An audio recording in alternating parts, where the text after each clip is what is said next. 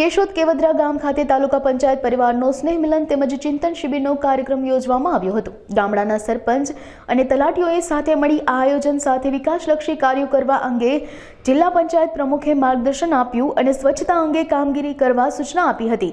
આ ઉપરાંત અધિકારીઓ અને પદાધિકારીઓના સંકલનથી કઈ રીતે ગામડાઓને વધુ વિકાસશીલ બનાવી શકાય તે માટે ચિંતન કરવામાં આવ્યું હતું। તેમજ કાર્યક્રમમાં નવનિયુક્ત તલાટી મંત્રી મંડળના હોદ્દેદારોનું સન્માન કરવામાં આવ્યું હતું। તેમજ કાર્યક્રમના વ્યવસ્થાપક તરીકે મિથુન કામરિયાનો સહયોગ રહ્યો હતો। આ તકે જિલ્લા પંચાયત પ્રમુખ હરેશ ઠુંબર, ધારાસભ્ય દેવા માલમ, જિલ્લા પંચાયત સદસ્ય ધર્મિષ્ઠા કમાણી, તાલુકા પંચાયતના પ્રમુખ પ્રતિનિધિ ભનુ ઓડેદરા સહિતના અગ્રણીઓ બહોળી સંખ્યામાં હાજર રહ્યા હતા।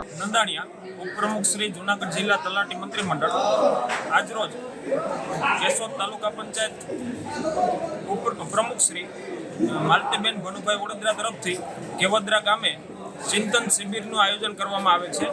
આ ચિંતન શિબિરમાં કેશોદ તાલુકા 88 કેશોદ વિધાનસભાના ધારાસભ્ય શ્રી દેવાભાઈ માલમ, જિલ્લા પંચાયતના પ્રમુખ શ્રી હરેશભાઈ, તાલુકા ભાજપ પ્રમુખ શ્રી જયદીપસિંહ બાપુ તથા પદાધિકારીશ્રીઓ, તાલુકા પંચાયત સ્ટાફ બધા હાજર રહેલ છે। ચિંતન શિબિર સરપંચશ્રીઓ, તલાટી મંત્રીશ્રીઓ, વહીવટી તંત્ર સ્ટાફ બધા હાજર રહેલ છે।